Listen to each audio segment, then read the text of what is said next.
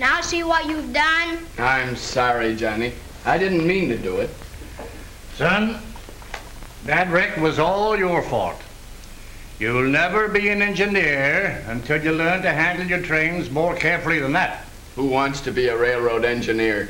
I'd rather be a racing driver with a car that can go places. Now, just a minute, my boy. Whether you know it or not, you are an engineer right now. Him? An engineer like you, Grandpa? What do you mean? You're as much of an engineer as I am, Tom. And you're running a train of your own every day. Your right-of-way is the open highway on the city street. Your stations are your home, the school, and the stores. Your locomotive is the engine of the car you drive. Your Pullman is the body of your car where your passengers ride. Just like the railroads, you have warning signs to help you make a safe run. Your signals are the traffic lights which guide you along every section. In fact, nearly every railroad safety signal is represented along your way. And of course, the engineer is you. So you see, you are an engineer, though you may not realize it. And because the railroads have set such marvelous records for safety at high speeds, you certainly ought to follow the example of the locomotive engineers. These men drive hundreds of thousands of miles, night and day, summer and winter, year in and year out, making their great safety records. In the last few years, the power and speed of trains have increased tremendously. But the engineers, following the same safety rules they've always observed, have made the railroads safer than ever before. Today, motor cars are faster and more powerful than they used to be. But the manufacturers have increased their safety even more than their speed. Brakes have been made wider and more positive. Safer bodies are of solid steel with turret tops. Knee action springs protect you in case of blowouts and keep you from turning over. So when sane, sensible driving rules are followed, these modern cars are a lot safer than the slower cars of yesterday.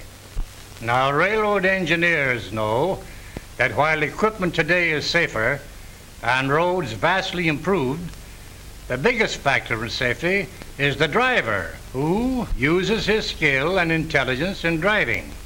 The safe driver always obeys the traffic signals, even when he can't see anything coming. He knows that disregard of a slow signal or an attempt to beat the red light is always dangerous. So he always allows plenty of room to stop. Then, when he gets the signal to go, the safe driver doesn't spurt ahead at the first glow of the light. He waits until he is sure that the way is clear before he starts.